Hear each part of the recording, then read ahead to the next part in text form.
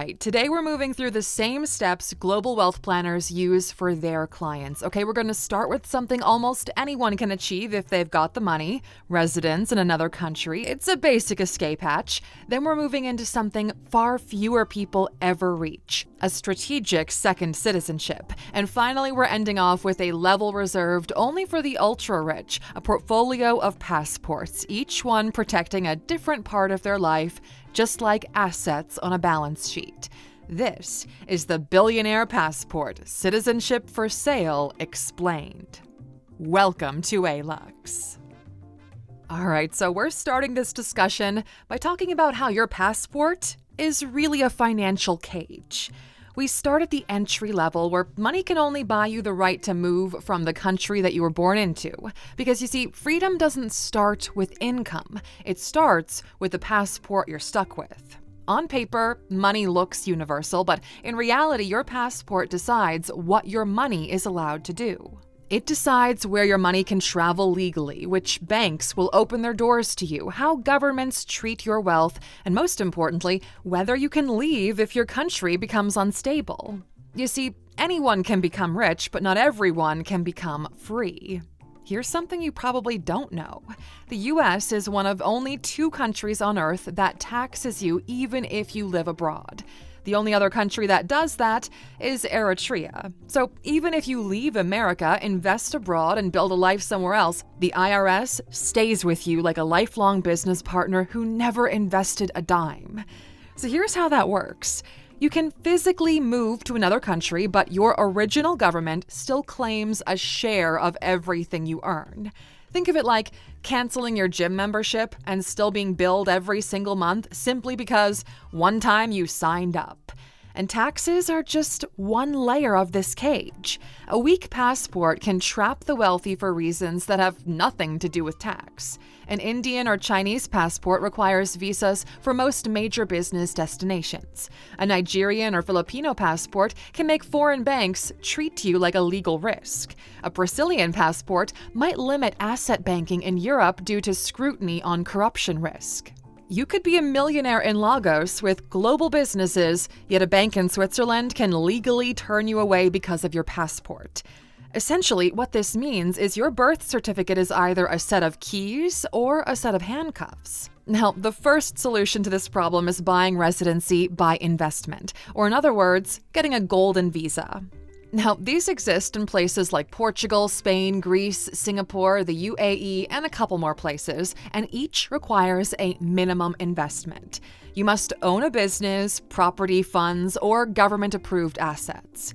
For example, Portugal's program starts around €500,000 depending on the investment category. Greece requires $250,000 plus in real estate, and it's higher in prime areas. The UAE grants a 10-year golden visa for 2 million dirham, or around $545,000 in property.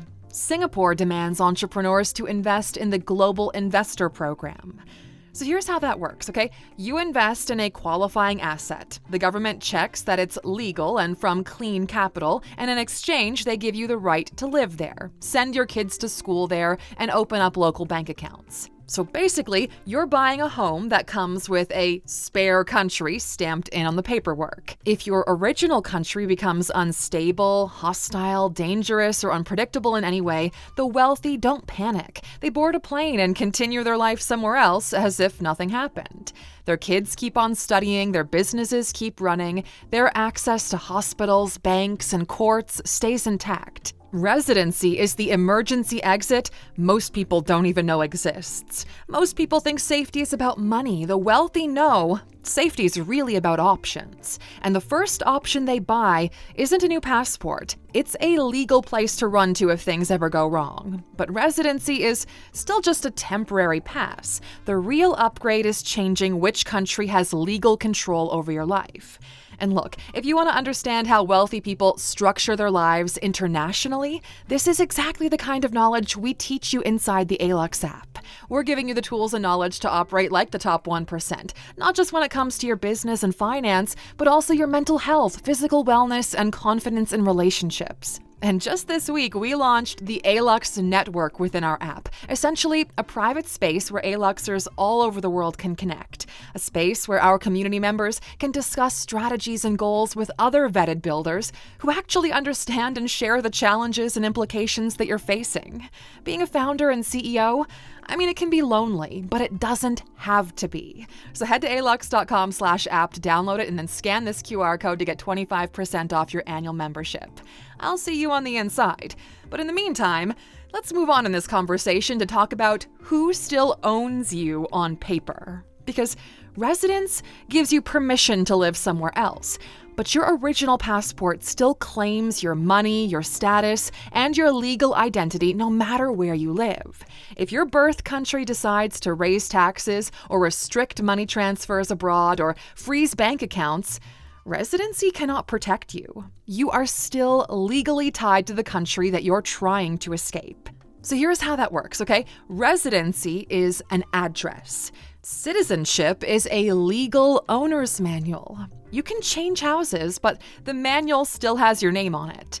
For wealthy individuals, that's the real risk. Even a stable nation can suddenly decide you owe more simply because you have the money to pay it. Governments treat the rich like renewable resources, especially in a crisis.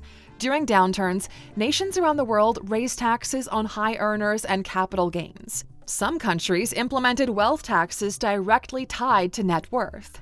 Essentially, what that means is the richer you get, the more tempting you become as an emergency fund for your government. A resident can still be taxed, sanctioned, chased, and controlled. But a citizen can leave the relationship entirely. That's why wealthy individuals don't stop at residency.